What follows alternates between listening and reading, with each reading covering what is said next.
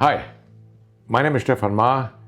I am a specialist on trauma therapy, specialized in war-related PTSD, and today there's my patient, Bill. Welcome, thank you for coming. Thank you for sharing your experience. And the last time we talked about coming back from Iraq, 2003-2004 deployment, and coming back to Germany, living a life in Germany with your German wife and your children as an American veteran. So the last time we talked about, for instance, trash cans or trash or boxes or similar on the side of the road while you go down a Landstraße, a country road. Mm-hmm. So please share your experience with us. I mean, we'll just call it the pucker factor, right? Mm-hmm. Downrange, we were always on guard for, IEDs.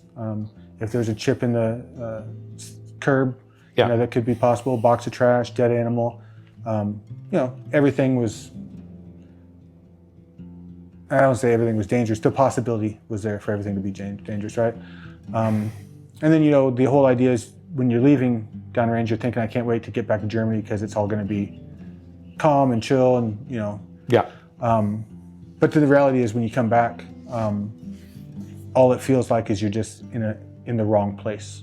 Body-wise, you feel like, okay, I'm back here in Germany, but everything still triggers you, right? Well, let's talk about, that's two very interesting keywords like body in the wrong place and triggers. May I ask you, body in the wrong place? Yeah, I mean, it feels what do you mean like by that? You're still in your mind, you still have all the alertness and awareness, and you're still aware of the threats that I left, and like everybody knows we left, we're not in Iraq. But it's more, you still feel like you're in Iraq. So you're in Germany, mm-hmm. right? But your mind is saying you have all these threats that aren't really here. Mm-hmm. I mean, now in Germany, a bit more threats, but the reality of it is you don't have the threat level that you had in Iraq.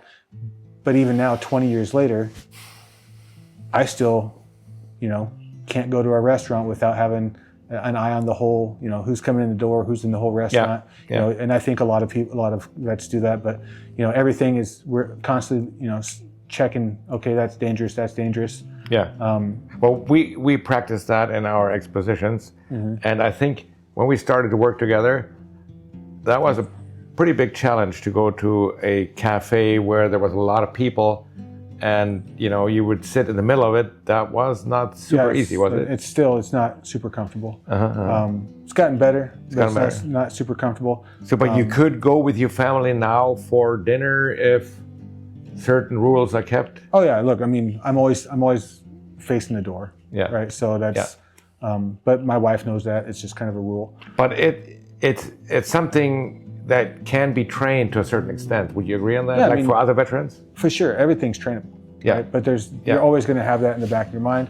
Yeah. But it goes to what with therapy. Yeah. Right. It's not that everything that you say is exactly going to change our lives automatically. Not. Unfortunately not. But the reality of it is it's improvable. It's tools. Yeah. So whether you have multiple tools in your bag, then you can try different things. But as the saying goes, if all you have is a hammer, then everything's a nail.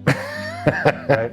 And that's what I've really learned, like over the last 20 years, is you have to use different tools for different problems, and not every problem is going to go completely away, right? But you have to learn, okay, what can I cope with?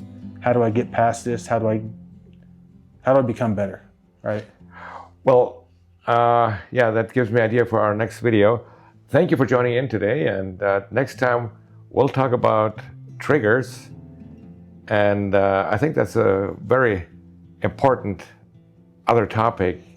What triggers me for certain reactions and symptoms, that is war-related PTSD. Thanks again for joining in, and see you next time.